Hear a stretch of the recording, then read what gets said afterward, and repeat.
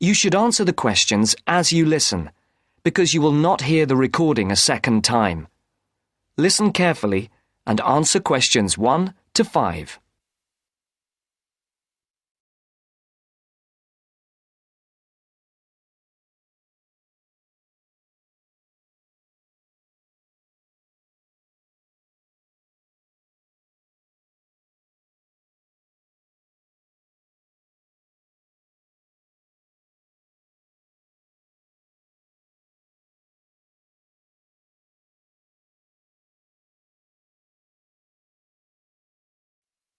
Platinum Card Service, Rebecca speaking. How may I help you? I've got a few problems with my credit card account. Okay. What is your credit card number? Let's see. It's here somewhere. Here it is. Can I just take the card number, please? Yes, it's 6992 6992 3443 3443 1147 1147 8921. 8921. Right. Can I just check that? 6992 3443 1147 8921. That's it. And your name? Carlos de Silva. I just need to check a few details for identification and security, if you'll bear with me. That's okay. And what's your postcode? SE1 8PB. SE1 8PB. That's it. Vauxhall Close, London? Yes, that's right. And the house number? 43. And can you give me your date of birth? 13th of the 7th, 63. And one further check, if I may. Can you give me your mother's maiden name? Yes, it's Moore. Is that M-O-O-R-E? Yes, that's it. Before the caller and operator continue their telephone conversation, look at questions 6 to 10.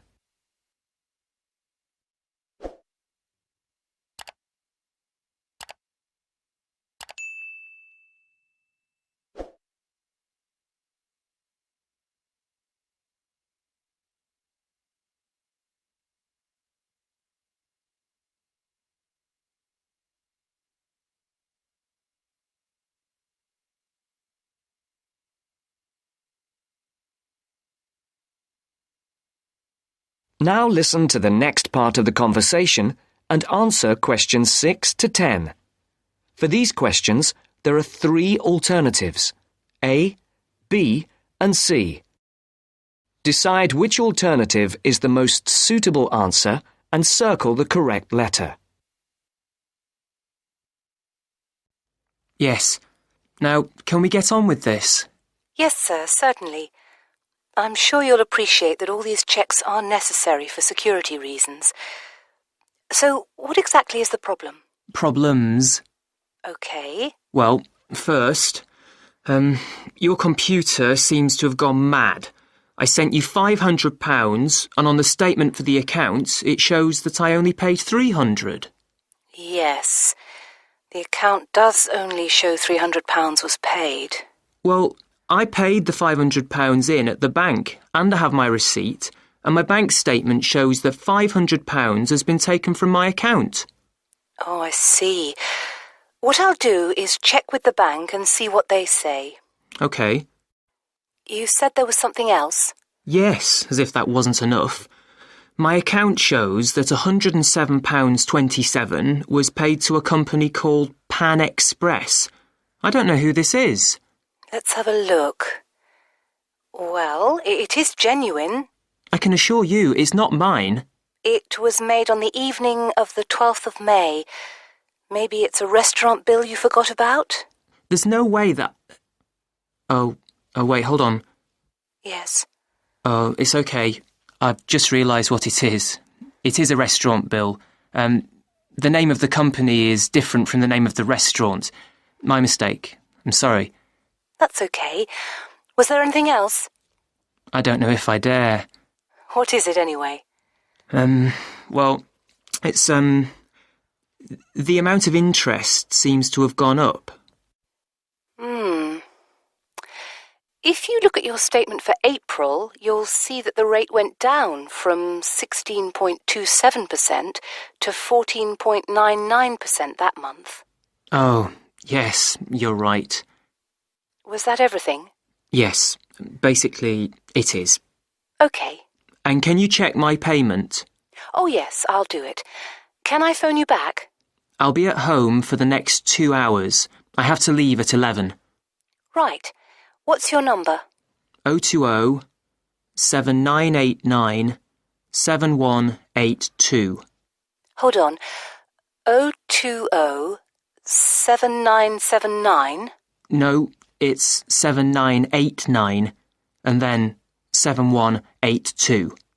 So it's 020 7989 7182. Yes, that's it. OK, I'll phone you straight back. Thanks. Bye. That is the end of part 1. You now have half a minute to check your answers.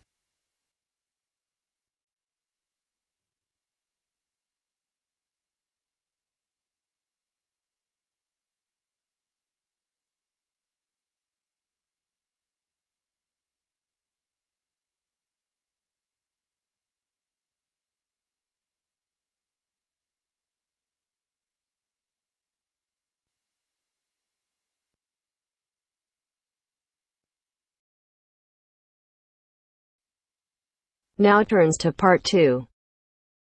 Part 2.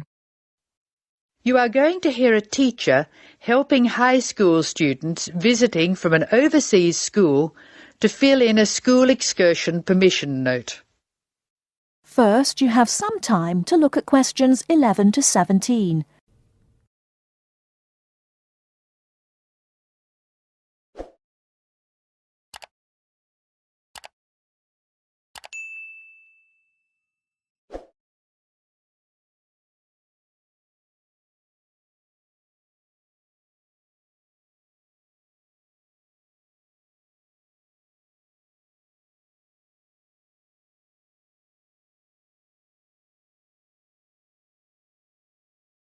Now, listen carefully and answer questions 11 to 17.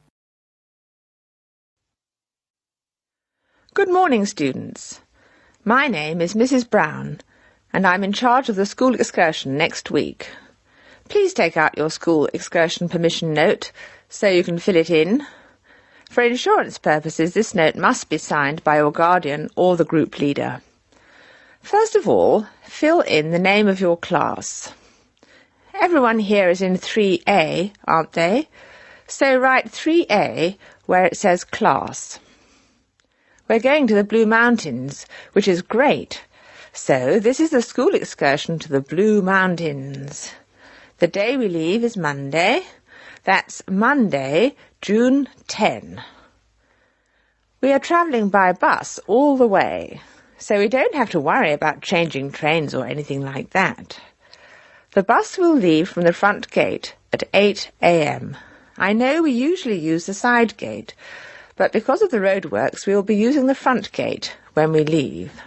However, when we return, the roadwork will be complete, so we'll use the side gate. We expect to be back at 6 p.m. It's going to be a lovely day. Your teachers will give you tasks to do when we arrive. We'll provide fruit and fruit juice on the bus, but you must bring your own lunch. While we're on the excursion, we'll be moving around a lot in some fairly rough country. Be very careful to wear strong shoes. It's very important that you look after your feet very well. Now, does anyone have any questions they want to ask? Before you hear the rest of the talk, you have some time to look at questions 18 to 20.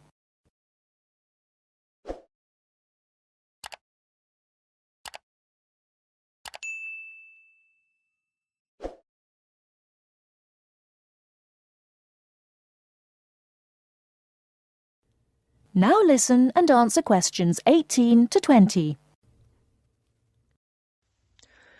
No questions? OK. I'd just like to fill in a few more details. The bus should arrive in the Blue Mountains at 11 a.m.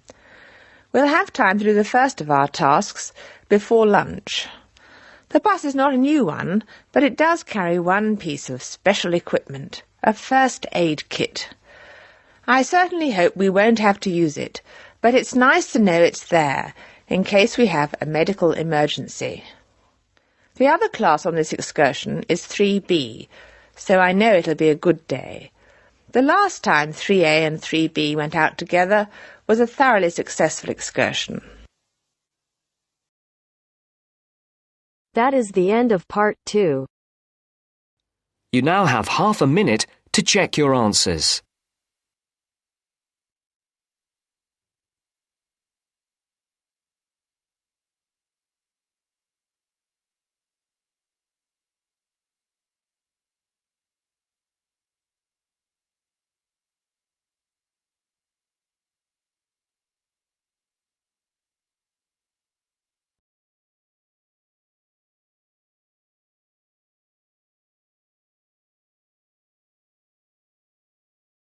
Now turns to part 3. Part 3. You will hear a business studies student called Sam talking to his tutor about an IT project he is going to do for a local company called Turner's. First, you have some time to look at questions 21 to 26.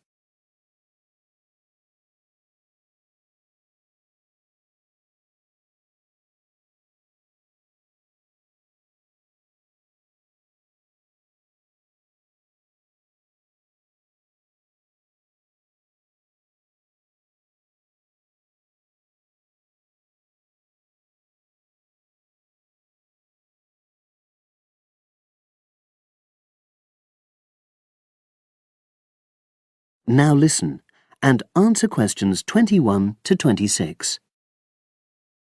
Hello, Sam. Come in and sit down. Thanks. You're here to discuss your company-based IT project, aren't you? Yes, I've been to see the manager and he's given me a lot of ideas about projects that the company would find useful, but I wanted to ask your opinion about them before I choose one. Yes, that's fine. Now, this company's called Turner's, isn't it? That's right. It's a small engineering company. They make machine components for trade use. They're well established. They started in 1976, but they're a bit old-fashioned. Okay. And what kind of projects did Turner's suggest you could do for the company? Well, they want some improvements made to their customer database. The one that they've got at the moment isn't very useful in some ways. I had a quick look at it. That would be a very straightforward project, and it'd be simple enough to evaluate, but I don't think you'd get enough out of a project like that. You wouldn't learn anything new. Well, another project they suggested is to do with their online sales catalogue. At the moment, customers can look at their products, but they can't actually order them online, which must affect their competitiveness.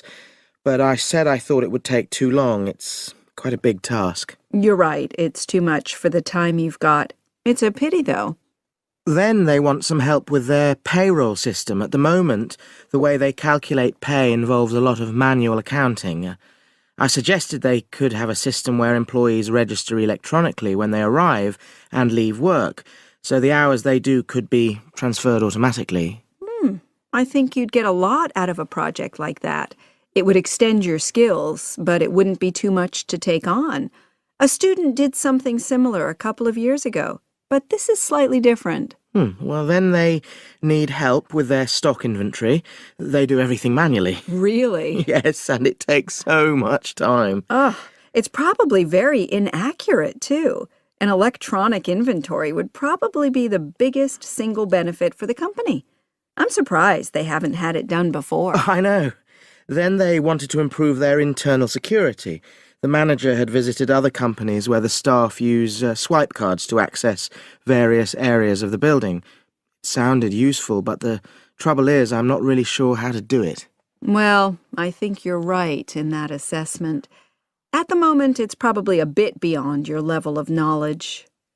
Is that all? Just one more. Customer service. They want to be able to collect feedback from their customers in a more systematic way. At the moment, it's a bit of a mess, and they probably lose business as a result. Would that involve you going to see customers at their own premises? Because in that case, you might have to do a fair amount of traveling, and that would incur expenses that haven't been agreed with these companies. I never thought of that. Well, it might not be a problem, but it's something that needs clarifying. Well, I hope that's been helpful in narrowing down the options. Yes, it has, thanks. I'll be able to make a decision now. But while I'm here, can I talk to you about coursework? Sure. Now you have some time to look at questions 27 to 30.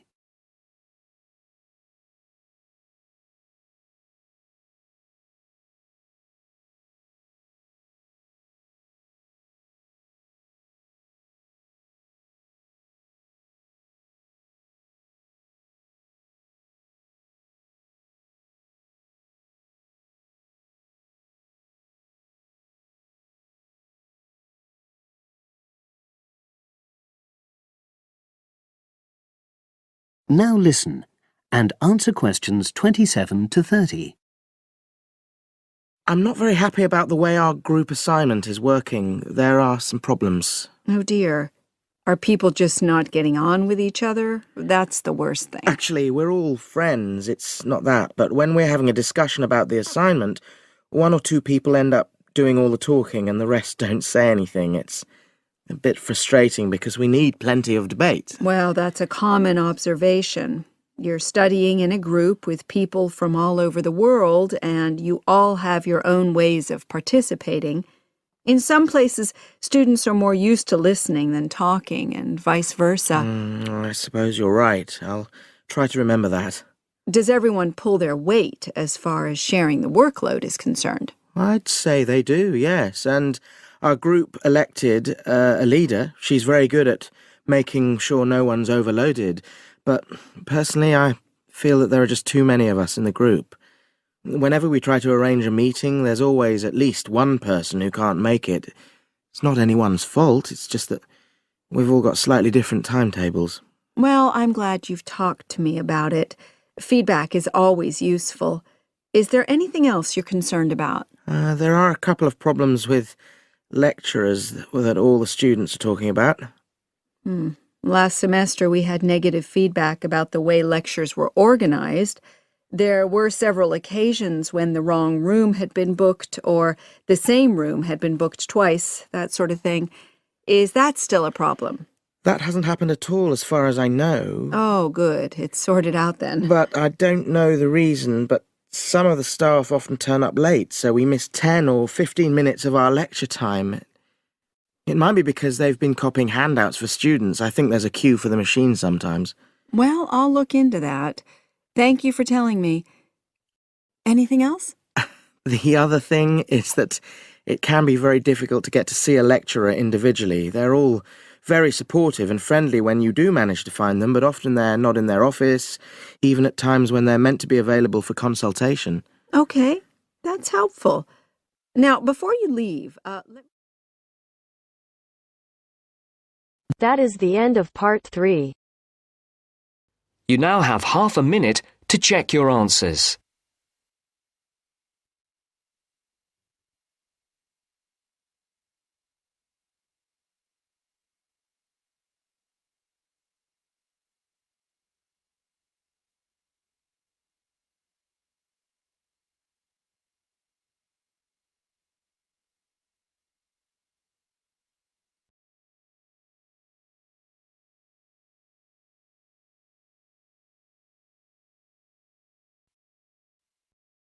Now turns to part 4.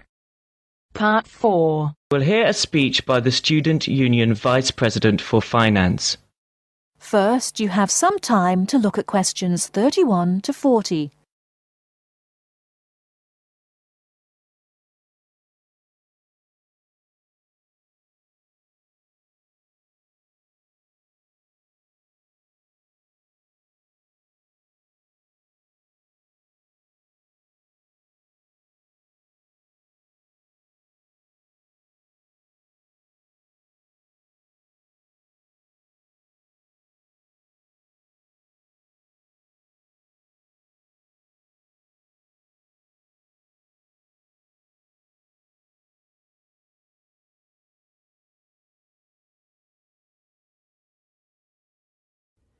Now listen carefully and answer questions 31 to 40.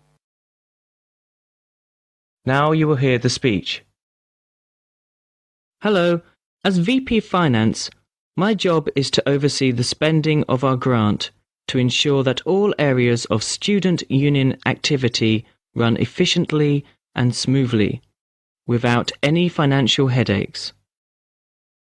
I have a thoroughly efficient finance team, Ursula, Ella and Henrik. We are all here to help you as best as we can.